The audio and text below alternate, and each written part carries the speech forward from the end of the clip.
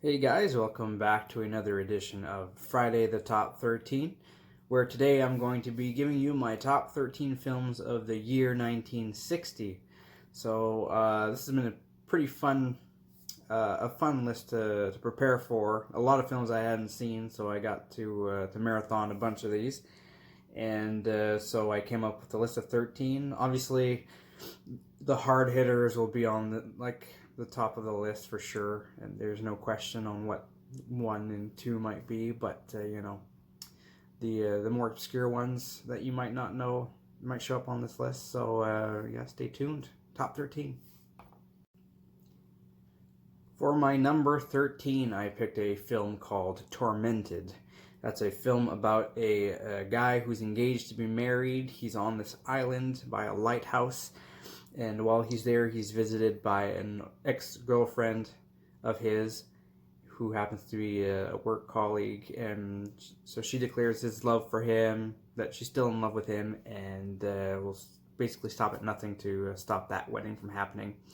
So an accident happens at the top of the lighthouse. The railing breaks, and she's like clinging on to it.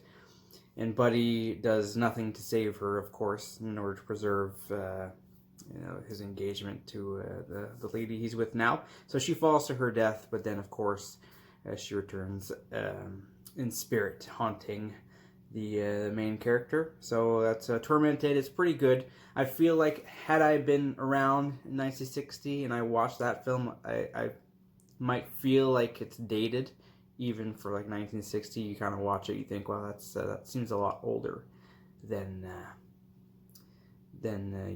it says on the release date, I guess. So still pretty good. Check it out, Tormented. I watched it on YouTube. I think someone had to upload it on YouTube, so that one's free to check out if you want to.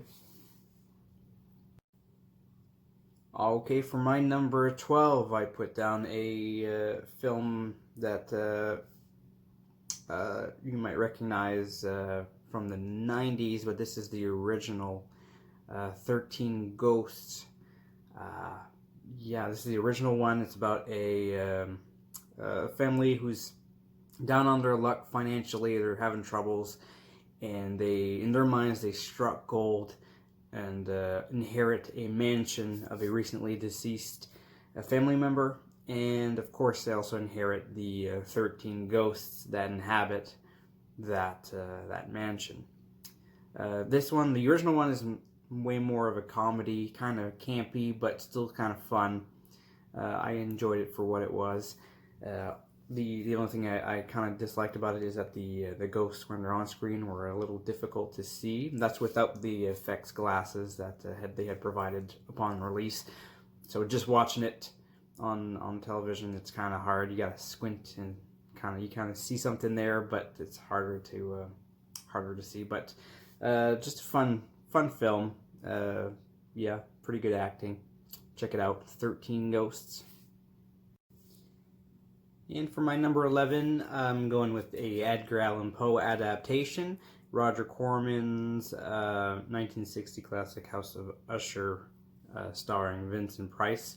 This one, I remember really liking this film. It's just lower on my list because it's the one I barely remember it. I remember the original adaptation more than this one, because House of Usher was on my list for the 1920s as well. So, but this one, it follows the same kind of storyline. Buddy's sister collapses; she appears dead. So they, I guess, seal her into the family crypt underneath the house, and she's still alive. Wakes up, loses her mind because she thinks she's been buried alive or whatever. But yeah, so and comes out and seeks out revenge. So that's House of Usher, classic tale from Edgar Allan Poe. The story's great if you can ever get the chance to read it. But yeah, House of Usher, Vincent Price. Okay, going into my top 10 films of 1960, I actually just got done watching number 10, and it is a film that's featured in this little 10 film collection right here, and it is this one. Bang, from 1960, Little Shop of Horrors. This, of course, is very misleading once you put it in, because the cover for the film is just Jack Nicholson's face, and he's got like a 2-minute part in the film. But yeah, pretty another really campy, like super kind of slapstick comedy. It's I'm a sucker for it. I understand if other people don't like it, but I like it. And so you've got this a guy who's not doing very well at his new job as a botanist, but he gets a hold of this plant that's never been seen before, and it becomes a really big attraction for him. And it's this like puppet friggin' Venus flytrap that every time he gives it blood, it grows bigger, and eventually it gets so big he has to start feeding it bodies, and then it keeps getting bigger and bigger. And of course, you can imagine how that ends up. So yeah, pretty fun little film, I think.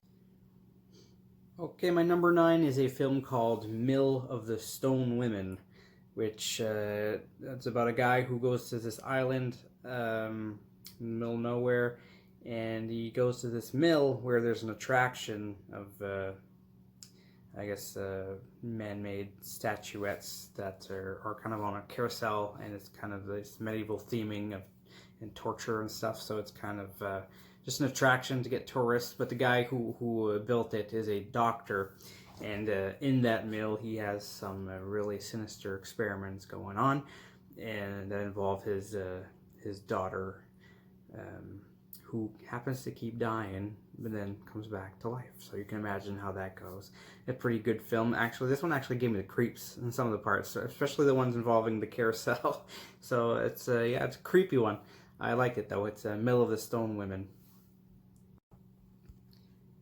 Alrighty, my number 8 is my first Hammer horror film on any of my lists. So that is a film called Two Faces of Dr. Jekyll. And so this film stars Paul Massey, who plays the role of both Jekyll and Hyde. And we've got Christopher Lee in here as well, who's playing an interesting role. He's like a drunk and a gambler, but he's still like super like eloquent and British. But yeah, it's a fun film. Paul Massey is great in it, playing like his appearance from Hyde and Jekyll is really cool, and the way he modifies his voice is really interesting. And so that film, it has Dr. Jekyll. He's engaged to this woman called Kitty, who's having an affair. Or no, they're married, sorry. And she's having an affair with Christopher Lee's character. So Jekyll is experimenting with his new I guess serum or whatever, and then turns into Hyde and discovers about the affair, has Hyde, and then becomes infatuated with Kitty in that character as well. So it's really interesting, a different twist on the classic story, but it's one that's pretty good. It's one that was canned when it came out years ago because of how I guess the story didn't go well with the critics back in the day. I really like it though. Dr. Jekyll, Mr. Hyde story. It's called The Two Faces of Dr. Jekyll. Okay, moving on to number 7, and now we're moving on from films that I like to films that I really, really enjoy and that I would add to my collection eventually. So number 7 is a witch horror film, and it's another one starring Christopher Lee in a minor role, of course, and it's a film called City of the Dead. So it's about a girl who's in college. She's interested in the topic of witchcraft. Of course, Christopher Lee is her professor, and he specializes in that kind of history. And he's from a town himself that has a lot of history with witchcraft and witch hunts and executions. Of course, he tells her about that. He shows her where to go to check out that place because she wants to go there and write a term paper. And so she goes out to this country town, and it's still inhabited by a coven of witches, and still has satanic rituals and that kind of thing. So it's a very atmospheric film, a very cool one if you haven't checked it out. City of the Dead. So my number 6 is a film called The Village of the Damned. So the original black and white Village of the Damned. And this is a story about a little town where everybody suddenly falls asleep. And then anybody who comes into this bubble, that kind of this invisible bubble that covers the town, they immediately pass out. And eventually they all they come back, forgetting, like not forgetting, but kind of moving on from that weird event that can't be explained. Of course, the army had been involved. They had put like barricades around the town to prevent people from coming in because of this phenomena. So they've moved on from that, but then discover that every woman in the town who can conceive they're pregnant, and once they give birth, all the children resemble each other, blonde with piercing, glaring eyes.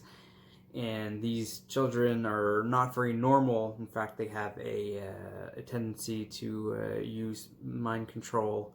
By glaring at them, their eyes start to shine, and they can do some mind control in order to, do their evil deeds, I guess. Sometimes it's for self-protection, sometimes it's just to get what they want. But very cool film. The only thing that kind of threw me off is the main kid's dubbing. It's kind of weird, his voice actor. But other than that, it's a very, very cool little, I don't know if you'd call that an alien film. It's definitely got that feel to it, I guess. But check it out, The Village of the Damned. Alright guys, going into my top 5. So number 5 is a film that a lot of people consider to be the father of all slasher films.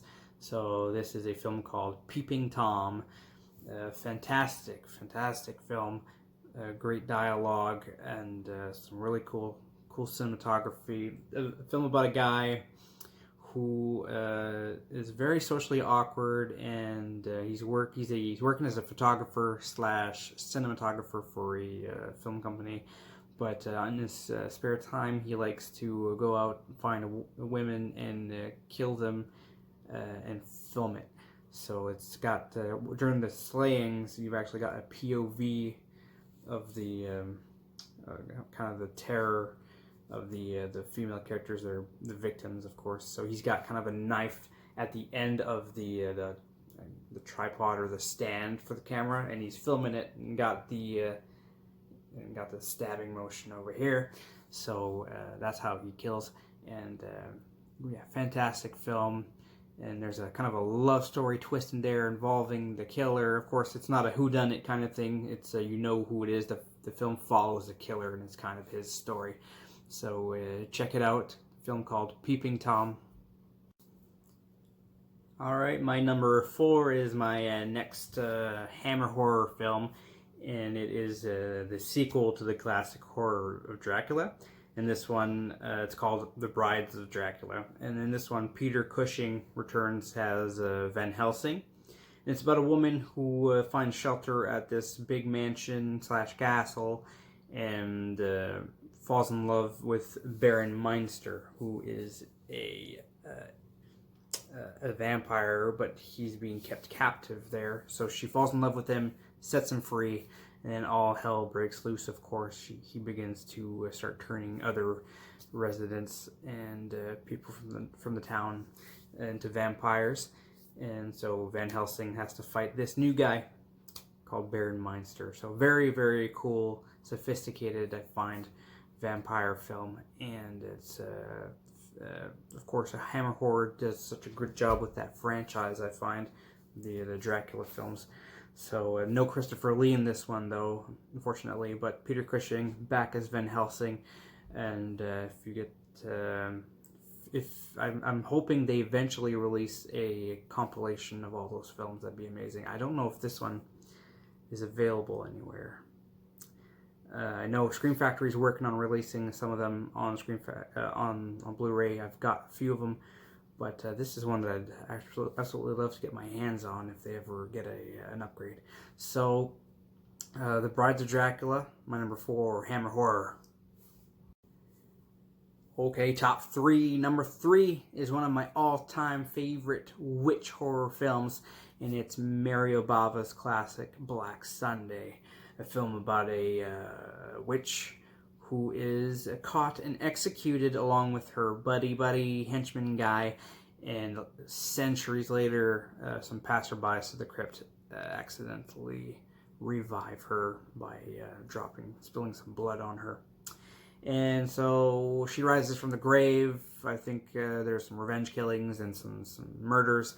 And the witch tries to hunt down a woman who kind of resembles her, and she wants to drain her of her life force so she can be fully revived again. And so yeah, check that out, Black Sunday. I get a lot of Hocus Pocus vibes from this one too. Some draining of the life force. There's a lot of similarities in that film that I actually quite enjoy. So if you haven't checked it out, Black Sunday is available on YouTube. Last time I checked, to be watched for free. So yeah, check it out, Black Sunday. Okie dokie, number 1 and number 2 are kind of the heavy hitters of that year, films that are still talked about till this day. So the only question is which order I'm going to have them in.